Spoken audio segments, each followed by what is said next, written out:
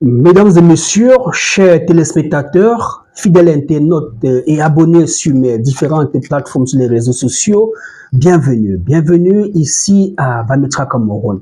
Makorel Jouya est mon nom. Je suis docteur traditionnel. Je sais soigner avec les plantes médicinales comme au village. Je suis phytothérapeute. J'ai des plantes qui ont subi une analyse phytochimique. Je suis diplômé en santé de reproduction. Oui, j'ai fait de la gynécologie à l'école. L'ensemble de ces connaissances me permet de mieux poser mes diagnostics et de choisir avec exactitude le remède qu'il vous faut. Abonnez-vous, installez-vous confortablement, vous êtes à la bonne adresse.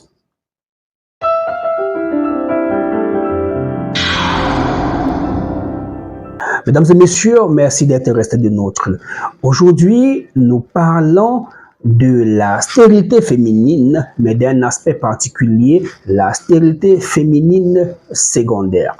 Abonnez-vous et découvrez la vidéo sur la stérilité masculine secondaire. C'est quoi la stérilité secondaire? La stérilité secondaire, c'est la situation de cet homme, de cette femme qui ne peut plus faire un enfant, qui n'arrive plus à faire un enfant, alors qu'il en a fait par le passé.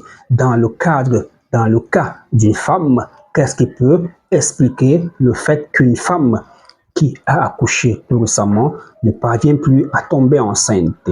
Alors, plusieurs facteurs peuvent être à l'origine de cette stérilité secondaire. Parfois, c'est juste une baisse de la fertilité, le temps que Dieu entre en action pour que la grossesse revienne naturellement.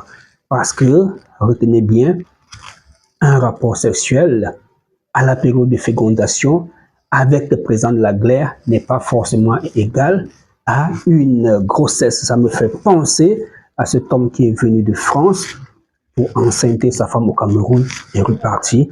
Et lorsqu'il est rentré, sa femme n'est pas tombée enceinte et les problèmes ont commencé. Non, monsieur, un rapport sexuel n'était pas égal à une grossesse. Oui, c'est aussi égal à une grossesse.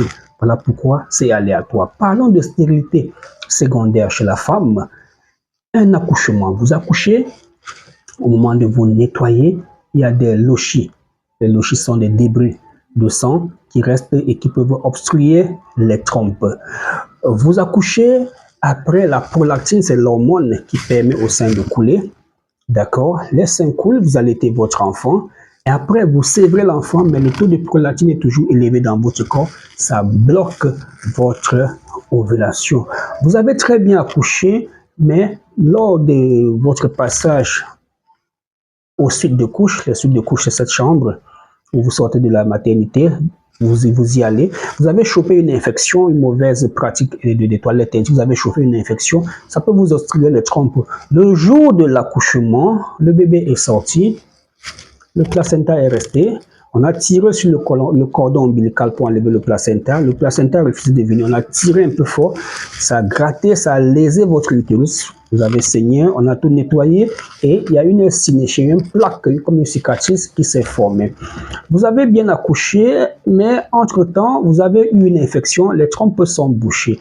Vous avez accouché, il y a eu une perturbation hormonale, donc plusieurs facteurs peuvent expliquer la stérilité féminine. Donc la fertilité, le fait d'enceinte une femme ou bien le fait de tomber enceinte, d'accoucher, n'est pas un acquis définitif. D'accord? Je reste tranquille, je lève mes enfants le jour où je vais avoir mon mari, le jour où il va m'épouser, le jour où il va me doter, je vais encore lui faire un enfant. Non, votre fertilité n'est pas un acquis.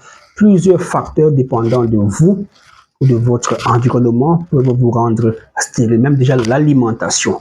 Dans l'alimentation, ce qu'on appelle les perturbateurs endocrinaux.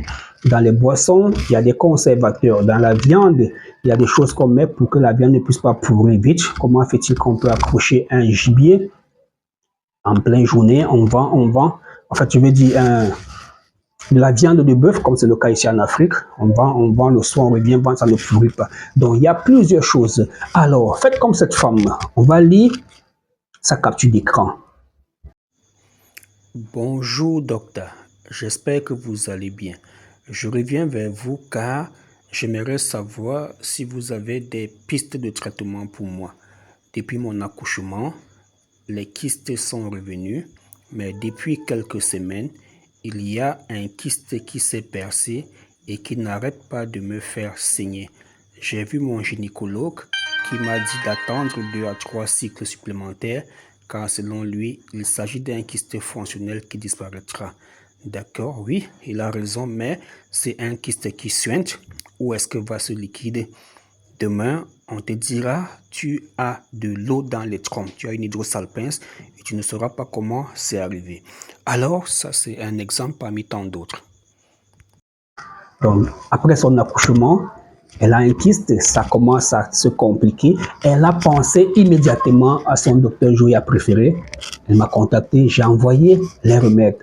Une autre femme devait rester à jouer à la sage, à faire les 4 côtés, le clou de girofle, le diécar, et ça, la situation devait s'empirer. Et plus tard, impossible de concevoir parce qu'il va falloir qu'on vous enlève vos ovaires, il faut qu'on vous enlève vos trompes, il faut qu'on vous enlève votre endométriose parce que vous avez passé beaucoup de temps à faire des recettes à gauche, à droite. Non, les recettes ne sont pas des traitements, les astuces ne sont pas des traitements.